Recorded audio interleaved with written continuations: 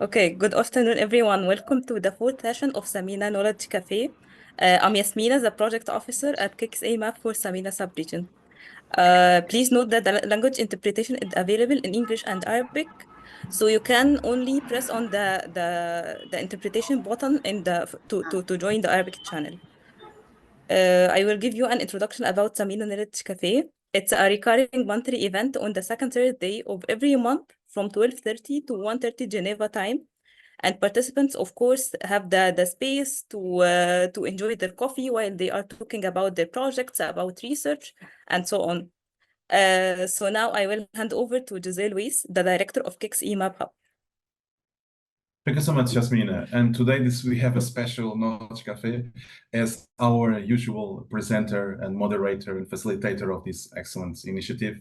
She couldn't be here. Rasha Sharaf is our knowledge lead for South Asia, Middle East, and North Africa. She had a travel issue, and so she could not attend. So I am here on behalf of her with my colleagues Marina Duroforte, who is Education Policy Lead, Evaluation and Learning leads 2 times, and then also Annika, who is our project officer for Southeast Asia.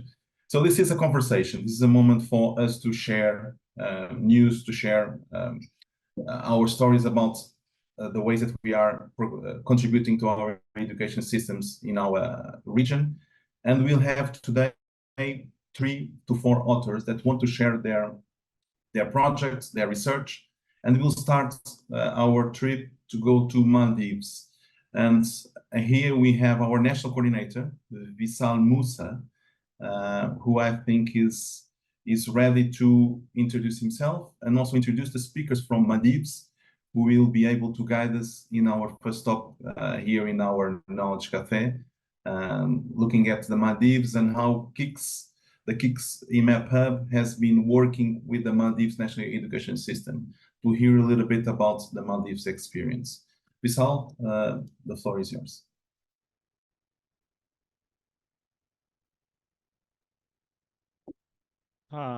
Thank you, Jose. I hope everyone can hear me well. But before I proceed, first of all, thank you, the Knowledge Café Samena team, to give me this opportunity to moderate this session. But before I jump into the Maldives presentations, I don't know, because if Nasrina is already here, can we start with the presentations from Nasrina? Because I was informed that she has another engagement later today. So yeah, okay. Makes sense. So yeah, makes sense. So maybe we can offer the first slot to Nasreen, and then we can have some Q&A for that particular presentation, and then we will move on to the presentations from Maldives. Yeah, that makes a lot of sense. Thank you for reminding me. All right. So Nasreen, are you there? Are you ready? نعم. أحييكم جميعا. Hello, everyone. I'm going to give a background on the situation of education in Yemen.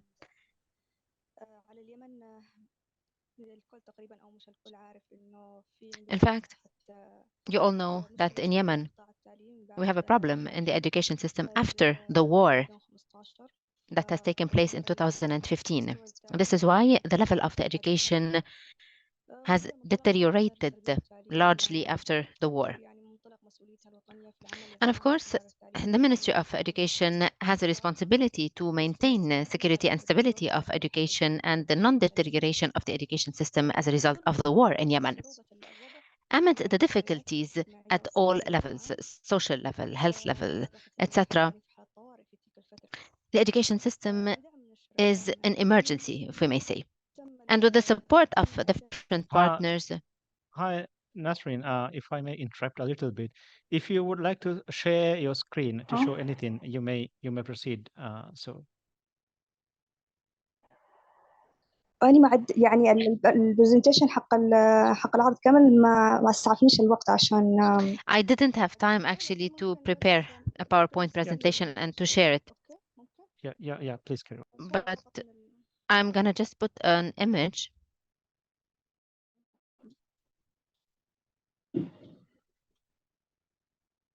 شوية بس. I need just a few minutes.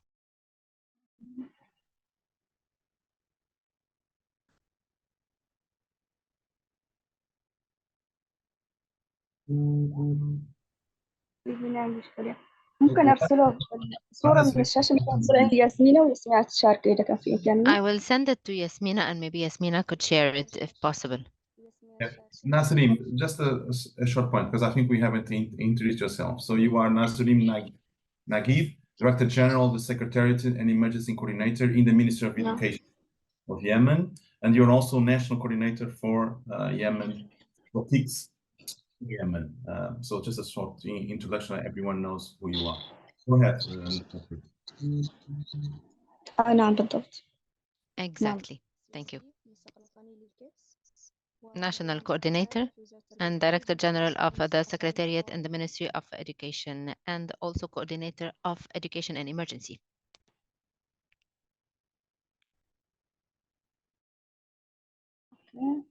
وصلت الآن So I just sent one image of the presentation to Mrs. Yasmina. I will share it now. واعتذر عن عدم إمكانيتي إنه. And sorry for not having been able to prepare the PowerPoint in time.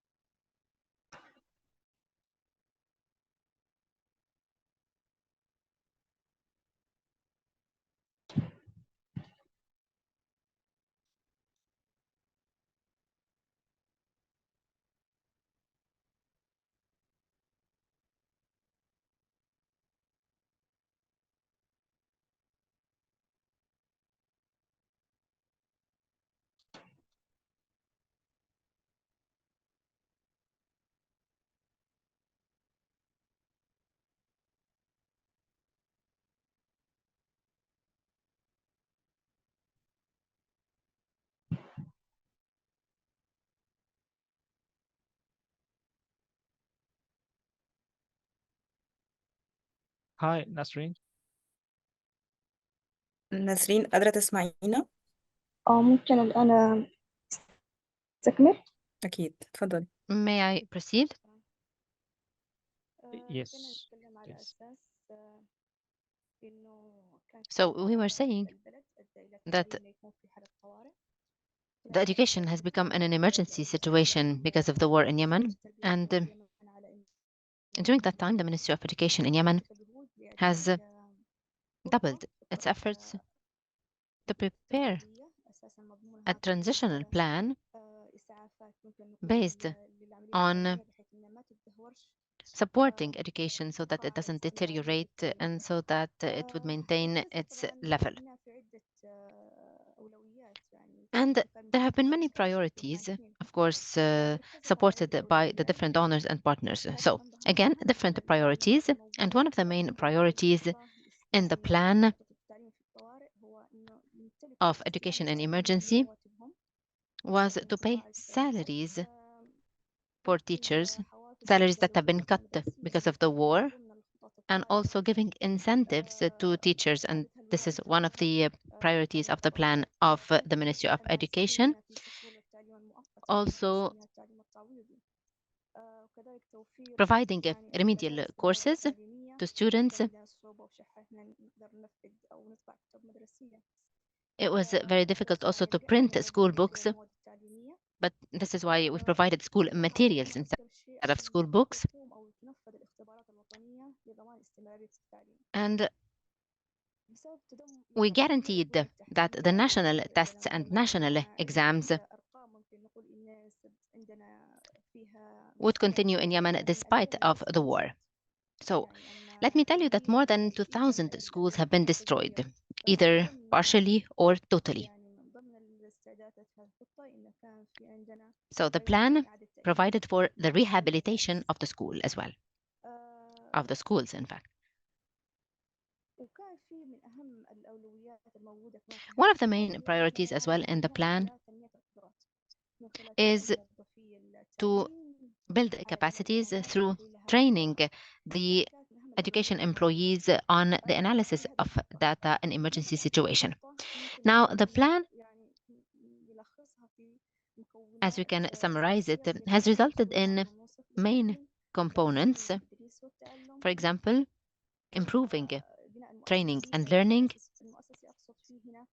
institutional building, and rehabilitation, creating strategies, for example, enhancing the school safety, school healthcare, raising social awareness on the importance of education, contracting with the teachers, because we've had problems also related to the girls' dropout.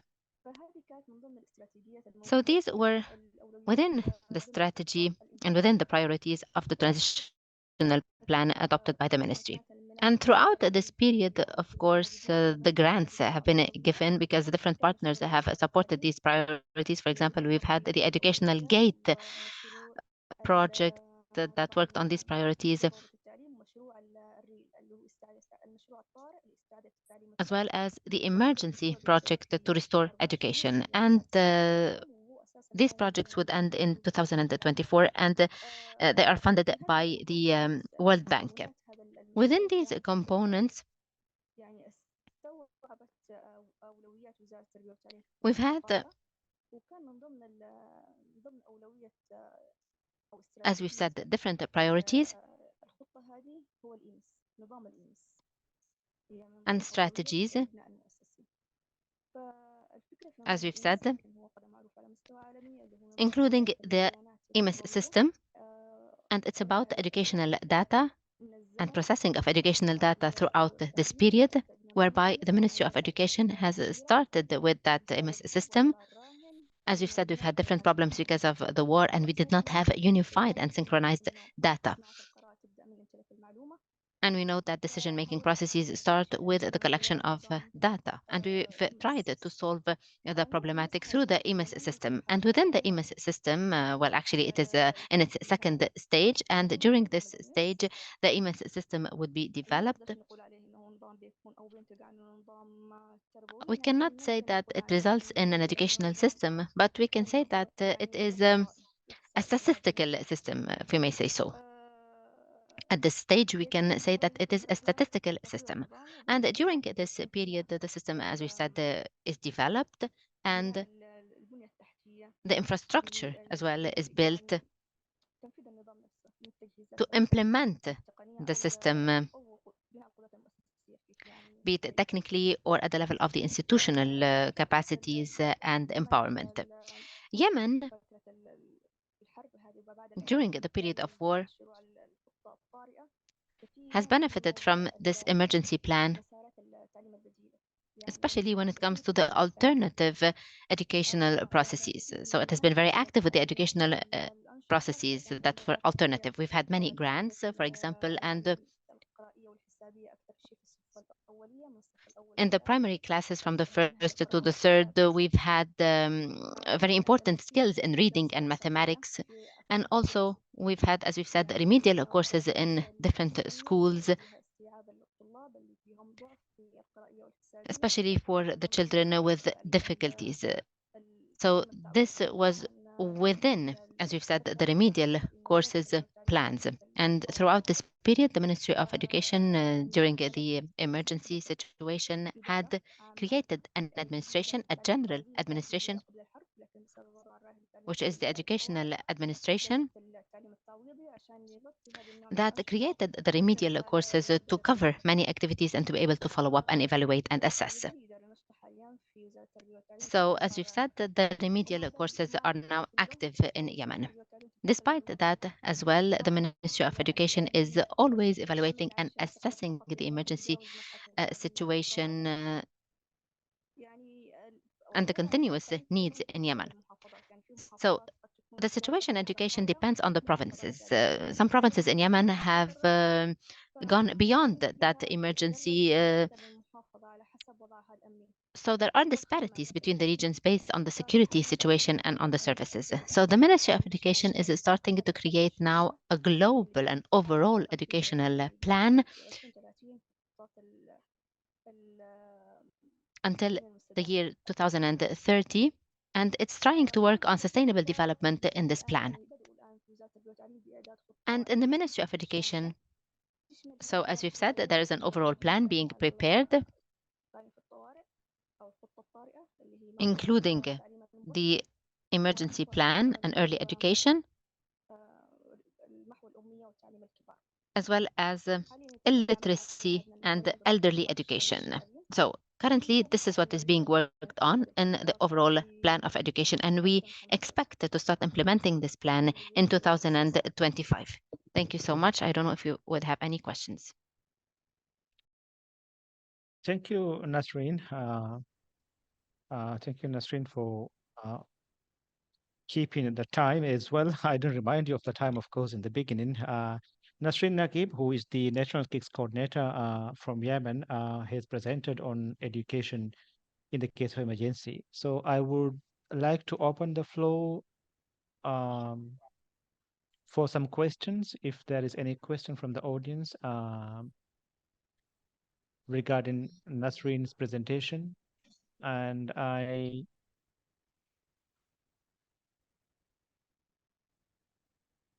would also like to ask assistance from maybe Marina or somebody else to see if you have any questions in the chat or Q&A. For now, we don't have any questions, but I welcome also participants in the room. If you have any questions that you would like, we just received a question from Ruchi Kumar, who's asking what specific challenge related to girls' education do they have in Yemen? Nasreen, would you like to address this?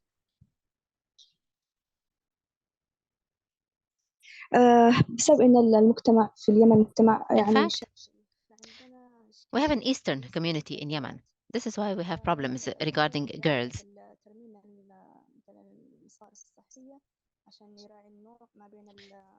We have, for example, to restore and rehabilitate the different infrastructures and sanitation systems so as to take into consideration the gender differences. There should be buildings for girls, specifically made for girls. So we're talking about not just rehabilitation, but also building new buildings for girls. So now we are in the course of rehabilitation, but also we have to work on having and constructing new buildings.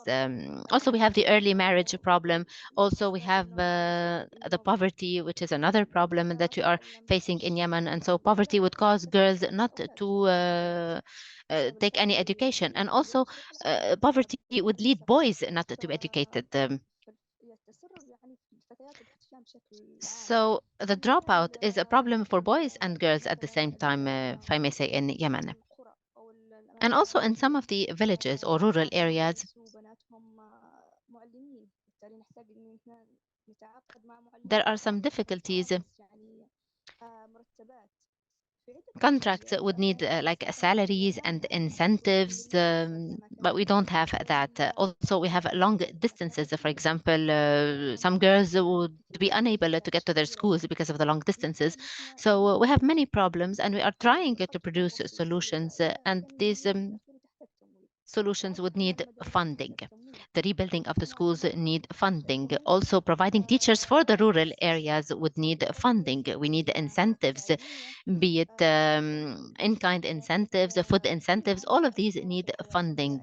And also, we have some good life skills that would encourage girls to learn about life skills. For example, they can learn a certain craft, maybe that would help girls and help women, because this would be very important and fruitful for the children and for the parents. Life skills such as the cooking, for example, any crafts or any life skill that could be taught to girls. But this also would need funding because you have to buy tools for the different professions that you're going to build. We have problems, but we also have solutions. But the main problematic would be in terms of funding. Thank you. I hope I had answered your question. Thank you, Nasreen. We have one more question. I guess we will take this question and then we will move on to the next set of presentations. The question is, how a teacher community is empowered to continue education during emergencies? Is there a scope of use of ICT? What?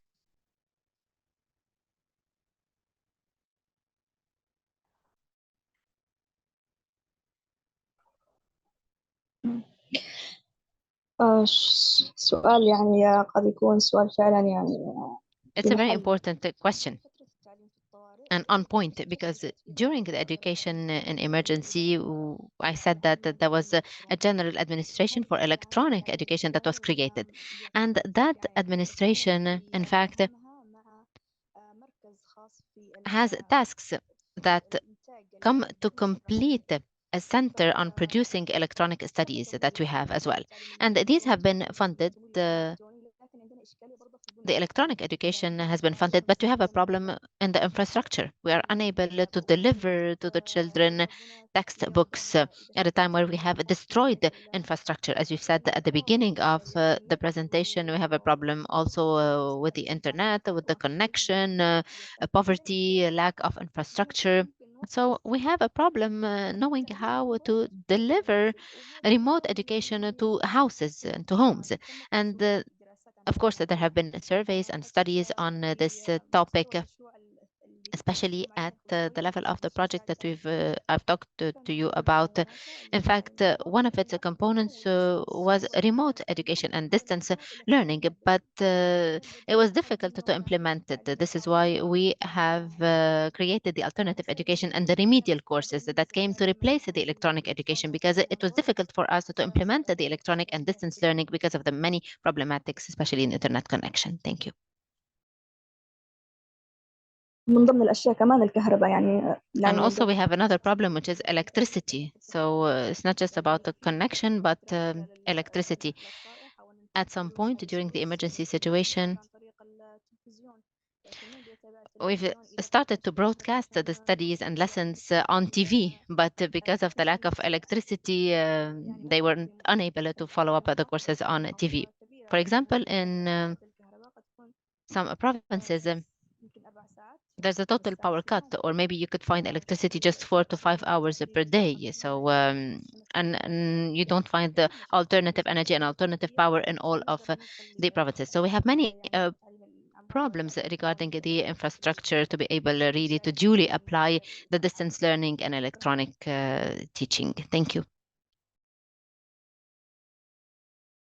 Thank you, Nasreen. I guess there is one important question, actually two, you can answer in one. I guess we will take that final question and then move on to Maldives presentations. The question is, what is the bigger challenge of these two? One is new school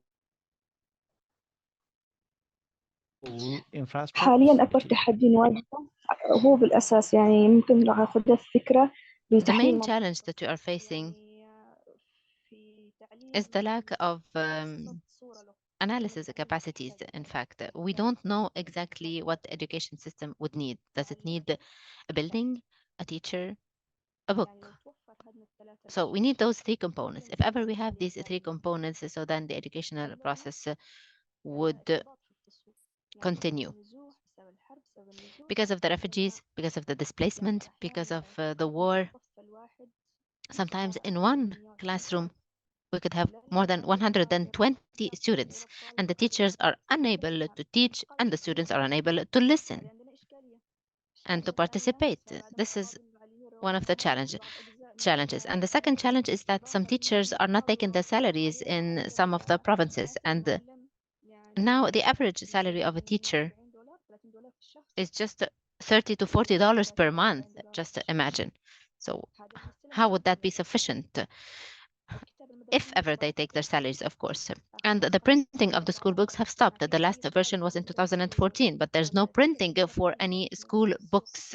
You don't even find them on the market. So one of the main challenges that the education sector is faced with is not finding the main elements and components for education.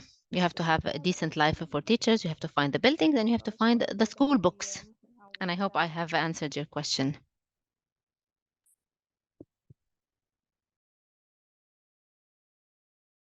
Thank you, Nasreen.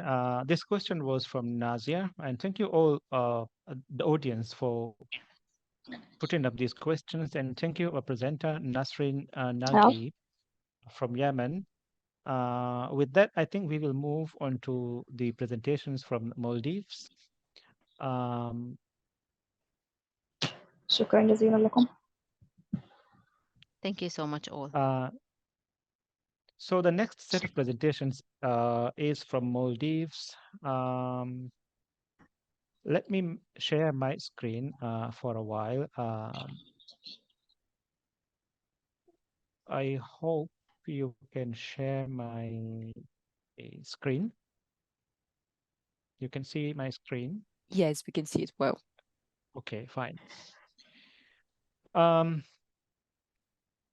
So this is about a panel presentation from Maldives to CIES 2024. We are initiated by our knowledge lead, Rasha Sharaf. We are going to present a panel on the topic, a systematic approach to policy reform through knowledge and innovation exchange, the case of the Maldives. Since Maldives joined KIX, Maldives has been an active member country in the KIX. We have participated in a number of many different activities. In this particular panel, we would specifically highlight on the some of the learning cycles that we have taken part. So the panel members will be talking about, specifically today, we'll be talking about two experiences from two of the learning cycles. But this is how the overall panel is organized. I'm just going to give you an overview of the entire panel. And after this, there are three presentations actually we have proposed. One is on 21st century learning skills, 21st century skills, which is actually learning from one of the KIX learning cycles. And then the other one is on the use of geospatial data for equal access in education. And the final one is about the learning cycle on teacher professional development at scale. For today's presentation, we have selected two from this. The first one is about the 21st century learning skills, which is titled as Curriculum Reform from Learning Cycle to Rapid Customized Country Support, which will be presented by a member from National Institute of Education, Ashraf. I hope, Ashraf, you are there. And we will then after that, we will give floor to the second presenter, who is Dr. Aminat Shafia, who is going to present on the topic Teacher Voice and Choice in Professional Learning, a framework for continuous teacher professional development in the Maldives. So we will continue with the two presentations, and we will open the floor for Q&A after the two presentations. Each presentations would last for about 10 minutes. So Ashraf, are you there? Are you ready?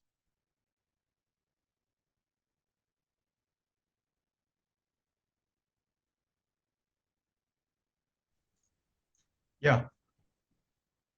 I'm So you may share your screen and then start.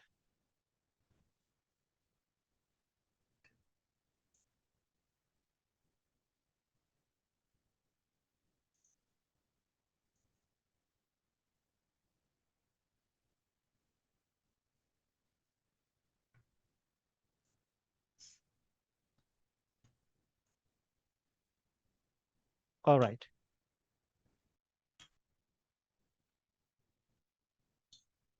Okay. So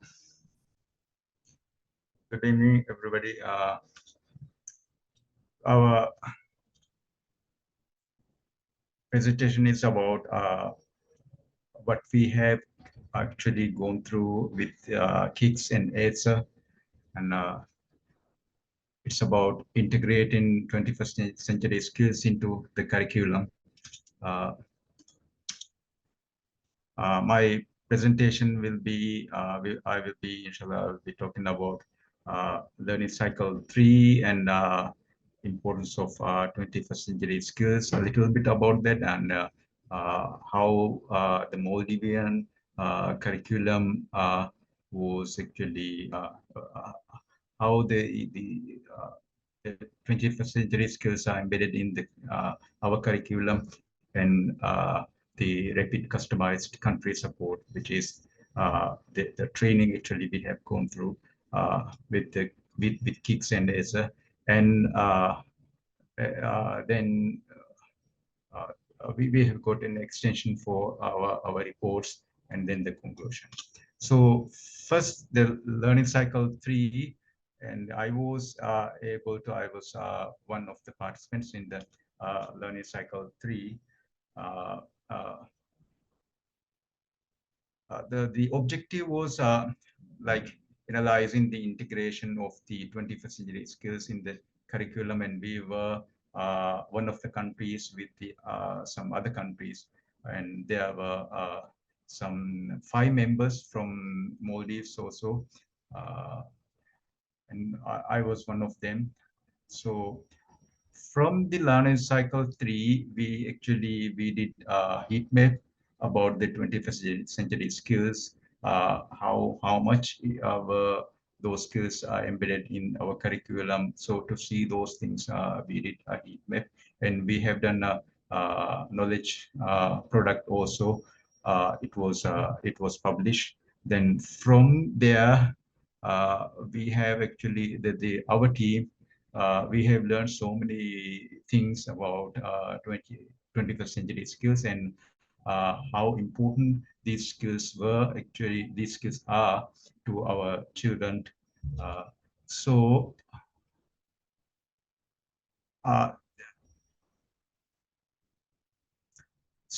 from there, we have actually understood that the world is actually evolving, and we don't know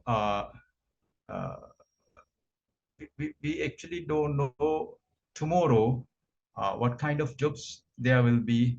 And of course, there are, I mean, the students that we have taught some couple of years ago, they are now actually doing something that we even didn't think about. So the 21st century skills are very, very important, therefore.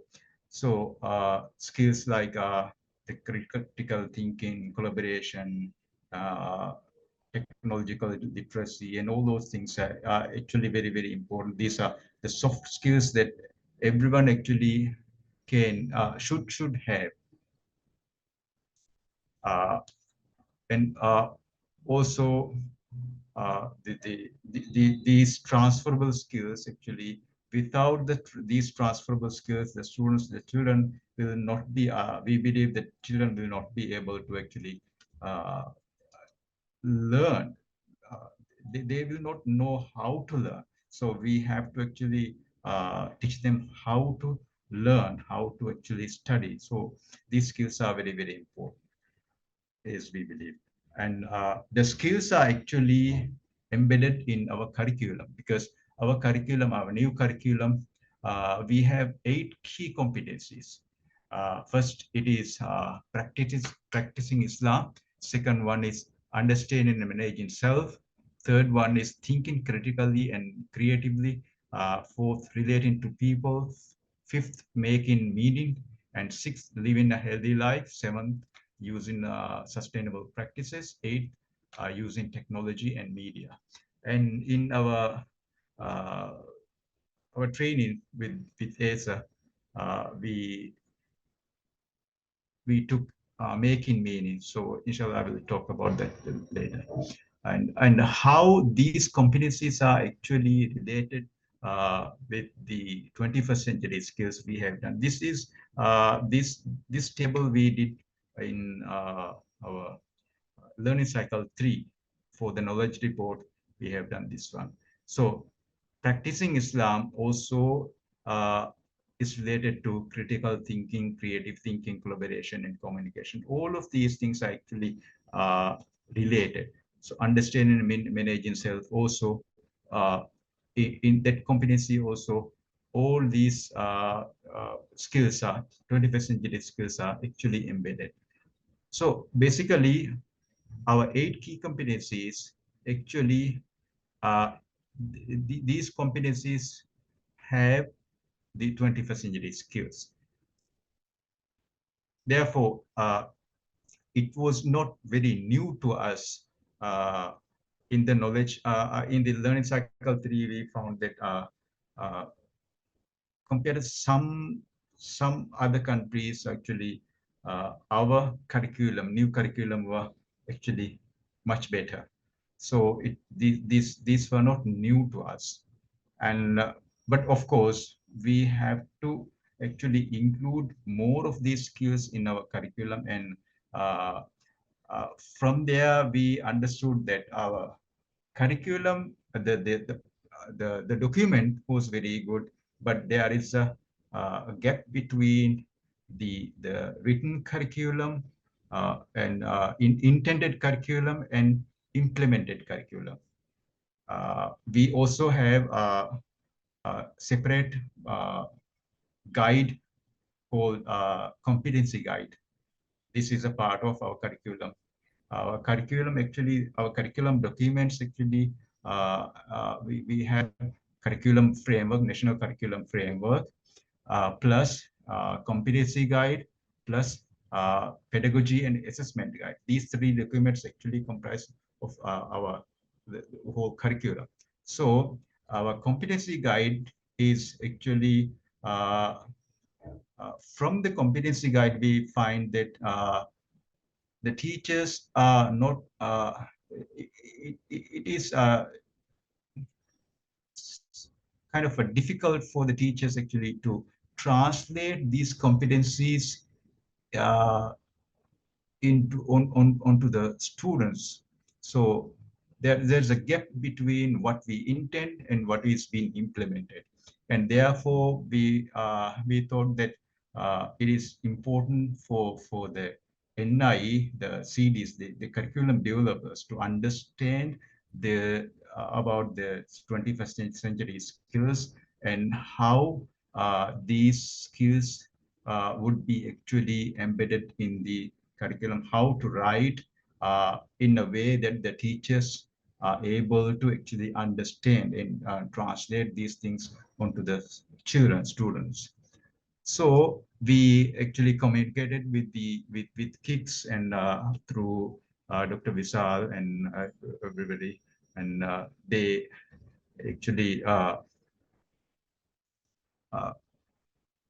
they agreed on to provide us with some training. And of course, this is a picture from our training. So the training was actually done in order to improve the capacity, strengthen the capacity in integrating 21st century skills in our curriculum. So we requested them to take key competencies, because our main focus was on our key competency guide to reform the key competencies. And we have taken making meaning, which is here, yeah, making meaning. This one we have done actually the face-to-face training was held on this one, making meaning. And Ashraf, yeah, in the interest of time, can you go to the most important slides? Yeah, and wrap up quickly. yeah, this is now, and then we have now, we have got, we have to actually prepare some reports on the trainings, and we have done some of them, and we have got some extension also for the reports. And Dr. Claire was actually the facilitator for us in the training. So now it has been it's finished actually. So in the conclusion, I would actually say, so we are actually committed to empower our education system. We need to empower our education system. We need to actually embed the 21st century skills. And of course, now the new government actually, yeah, they want us to, they want to build or establish a creative economy in Maldives. We are working on that also. For that also, we need to include more of 21st century skills in our curriculum. So we are actually collaborating with ASA, KIX, and everybody here. So inshallah, we will continue to do our part. That's all. Yeah, Dr. Visa. Thank you, Ashraf, for the very brief and concise presentation. I think, as I said in the beginning, we will now move on to the second presenter, Dr. Shafia, to finish off all the presentations from Maldives, and then we will take questions. So, Dr. Shafia, are you there? And this will be the final presentation, and after that we will have Q&A.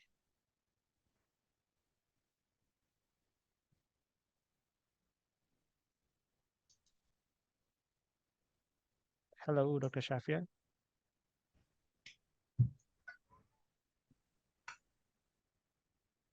Can you hear me?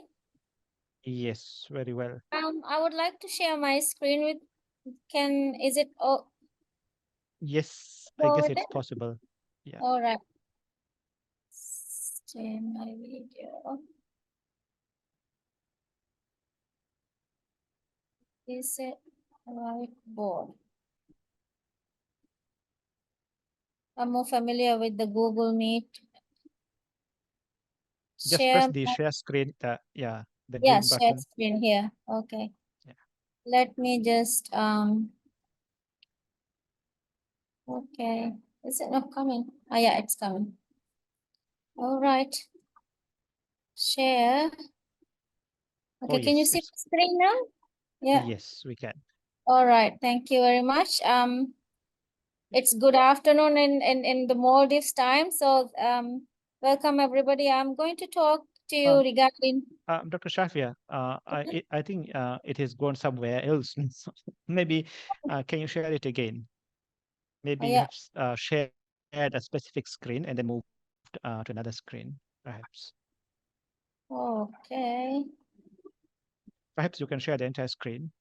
Yeah, I did to be on the actually. safe side. Actually, I'm on my laptop. Is it all right now? You're waiting to see the screen. Yeah. Is it okay now? Not yet.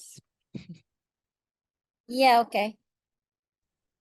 All righty. Oh, sorry. There is my last slide. Let me just put on my first slide.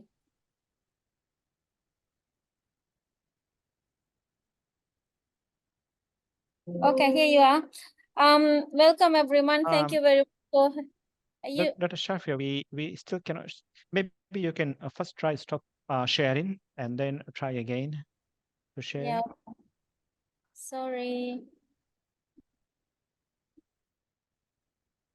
Why is it not? I think because my mic is open.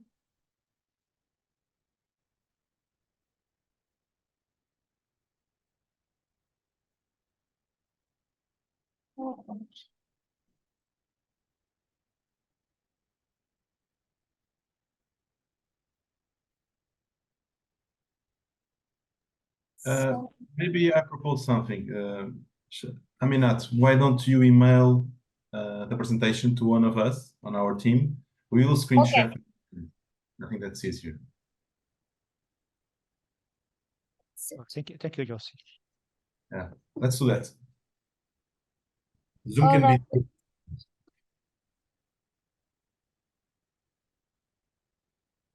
I think my system is stuck.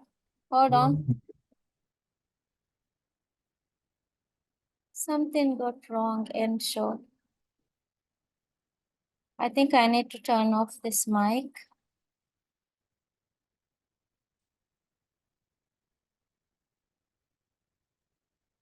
Sorry, let me just email to you. I think that would work better. That's perfect. We'll do that. We'll do that. Okay. Yeah. Excellent. Just give me a minute.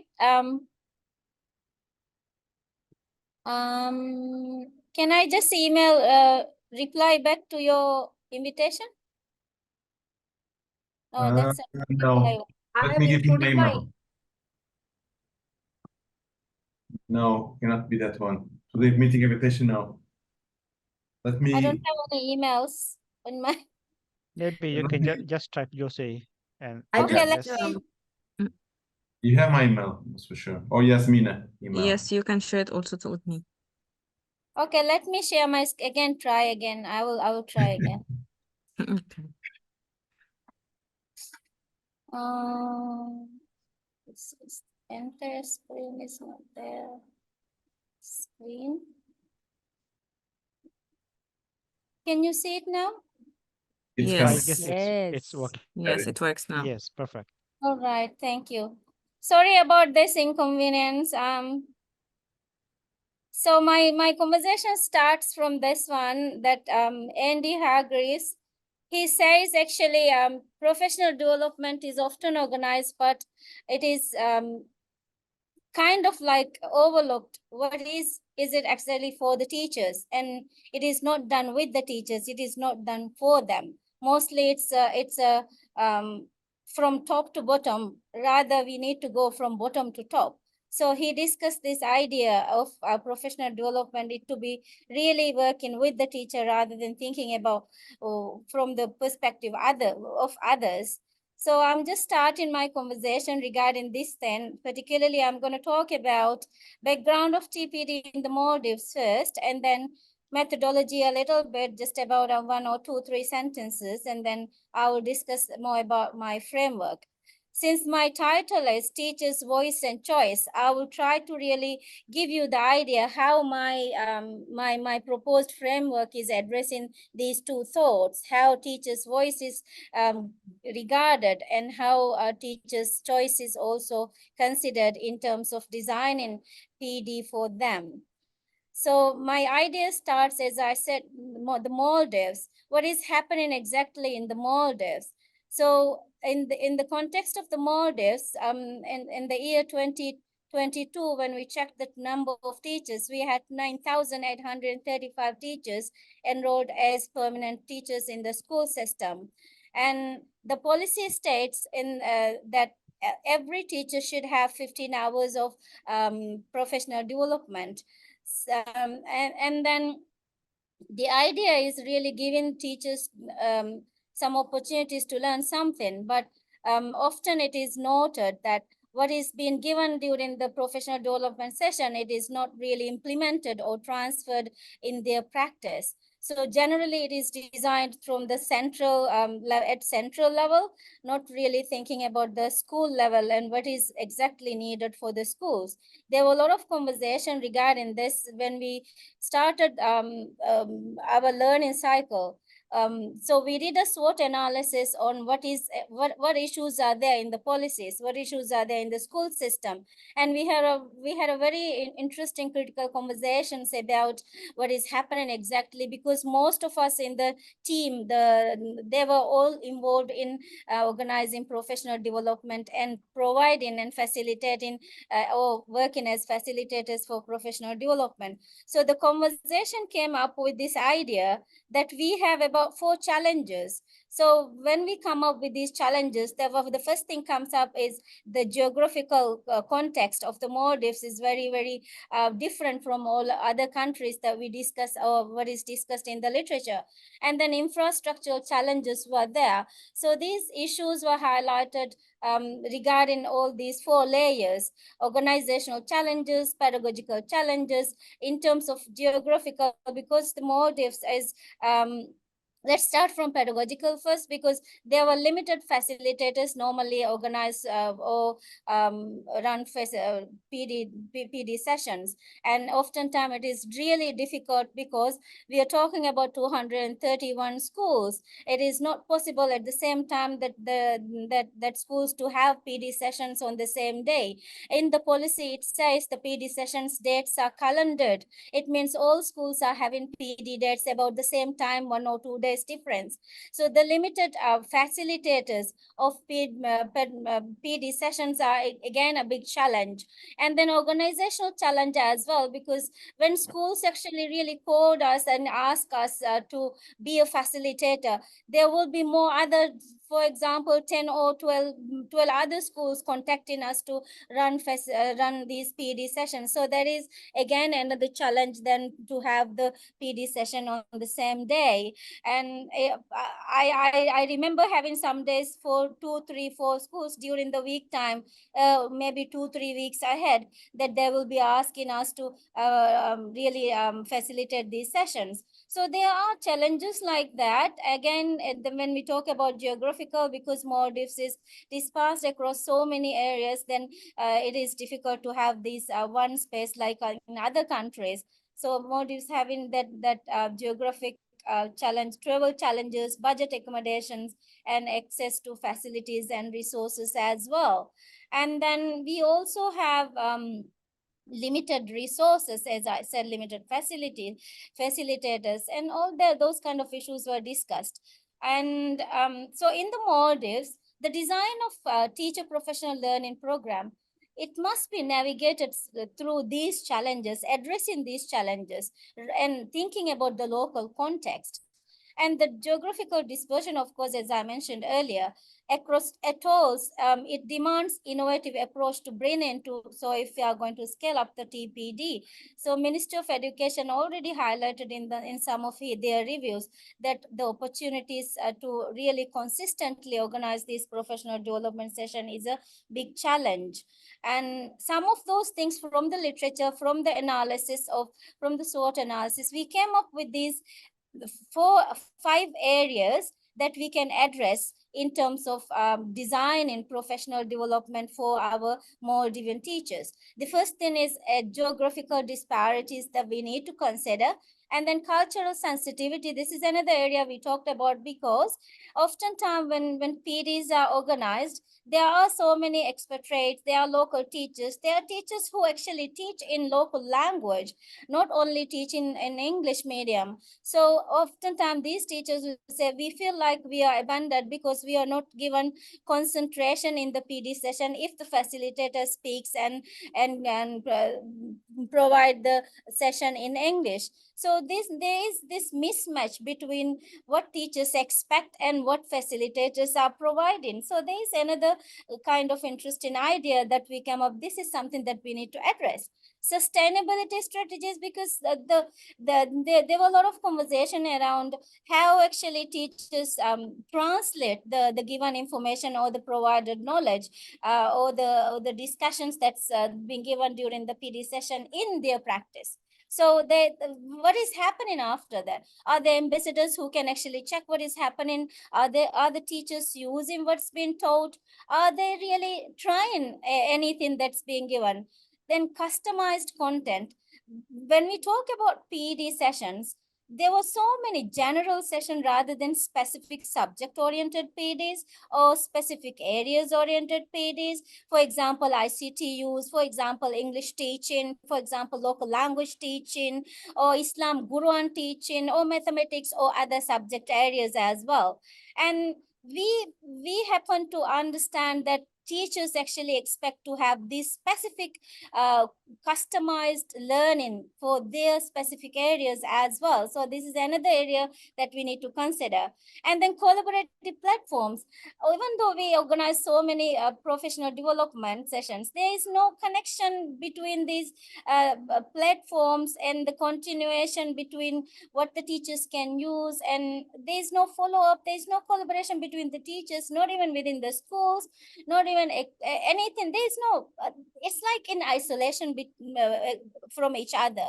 So we need to actually think about teachers as clusters rather than schools, just like working as silos. So that is another idea we need to think about when designing professional development. So we came up with this idea of framework that we call Fahiashi. Fahiashi, the word itself, the Fahi means future oriented.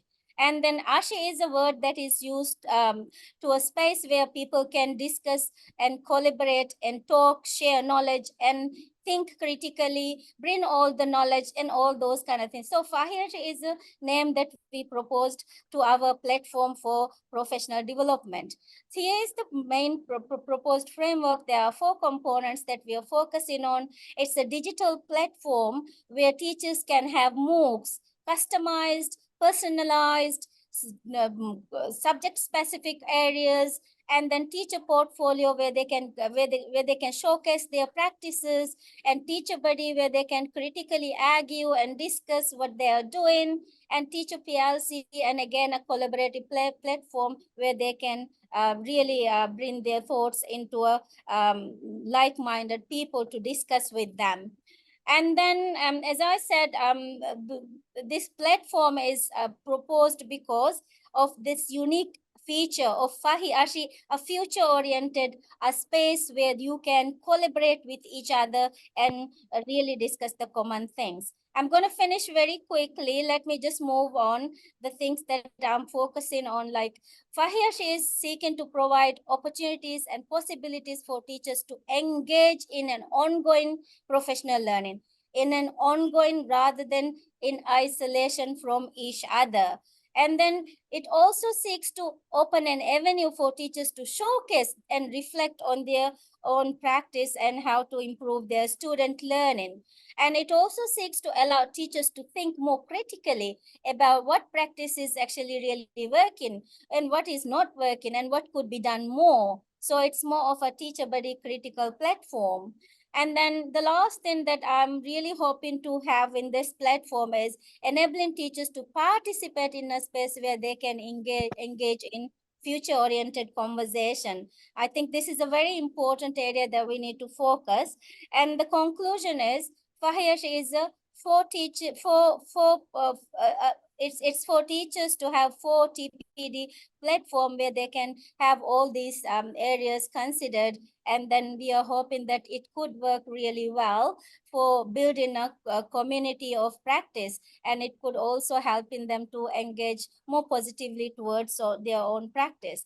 And the last idea is that this paper is not only contributing to the field of knowledge in this particular professional development area, but it is actually a conceptualization that we can think from a global perspective, because there were a lot of literature discussing ongoing is the main target that we are running, but oftentimes it is in isolation from each other, and continuous learning process is the thing that we can provide teachers the support they need.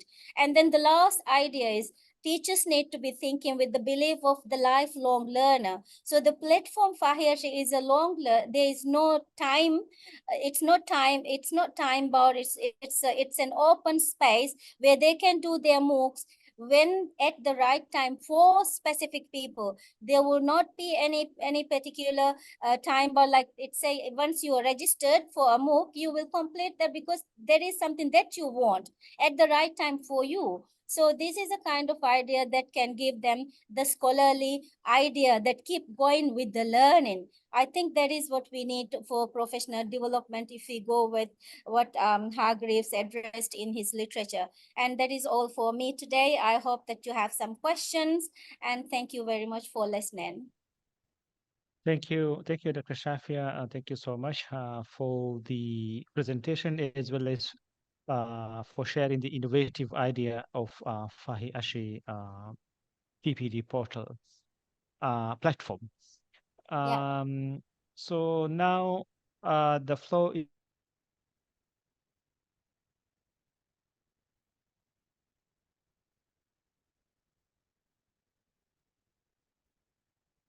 I think your connection is breaking. Maybe you want to try to stop the video.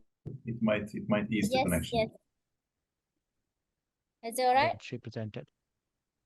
Go ahead. We already have a. Sorry, Yossi, you wanted. No, I was saying that your connection was breaking, so we would stop the. I just stopped your video because I went to the image and make sure that we could hear you well. But carry on. Thank you. Yeah, we have a question. I guess this question is towards the Mr. Ashraf's presentation. This question is from Nazia. The question is asking how practicing Islam is conceptually integrated with critical thinking in the curriculum, and what are the learning outcomes expected from this approach? Ashraf, are you there? Yeah. Practicing Islam, actually, there are different concepts that the children will have to understand before they can actually practice Islam. There is Tawheed, there is that oneness of God, and so many other things, Hadith and everything. And it's actually Islam actually is presented as a way of life. So there are situations where the children will have to think about the concepts critically, and they will have to give some creative ideas how to actually come out of some situations. And then definitely they will have, because we have that what is it called, muamala. So we have to collaborate, we have to communicate. So in Islam, everything is embedded actually. I hope. Thank you, Ashraf. Yeah, for the response. I don't see any question in the chat. If you wish to come in and speak into the microphone, you can do so. Well, I guess we have a question here from Sumaira. Sumaira's question is to Dr. Shafia. I guess the question is wondering if you have action research for empowering and having teacher-led context-based solution of their own problem. And she also has another question. It is, did you try this framework yet? If yes, how is it working? Yes, Dr. Shafia. Your microphone is on mute. Dr. Shafia, can you please unmute yourself? Yes. Yes. Because it's not allowing me to. Okay, Sumaira, that's a very interesting question. Actually, my wish is to really implement this platform to see how this is going to go. I think this is one idea that I wanted to actually seek funding for, really to design this portal for teachers to try it out and check its impact through a 2-year program. So it's a just proposed framework at this point of time, but I would really hope to get some funding for implementing this idea and really to implement this idea across all schools, actually, not really selecting specific schools as well. So let's say whether I can get some funding. I am really trying with the different funding sources for this conceptualization. Thank you. Thank you. Wish you all the best. Thank you. Yeah, thanks, Sumaira. Thank you, Dr. Shafia, for the response, and Sumaira also for asking the question. I don't see any question yet. Maybe if any of our colleagues can highlight if I have missed anything. And if not, maybe I will hand over the session to Josie. Okay, I think we covered most of the questions and comments we had in the chat, Vishal. So, and we are under the time that we have set for the Knowledge Cafe. Let me just thank all the presenters. Thank Yasmin also for her support in the beginning, and the team, Marina, Annika, and yourself, Vishal, for moderating so well this Knowledge Cafe of today. And I think we can think about having further coordinators, further National Steering Committee members, facilitating the next cafes we'll have in the next months. So it was a pleasure to see you all today, and see you all soon again. See you all.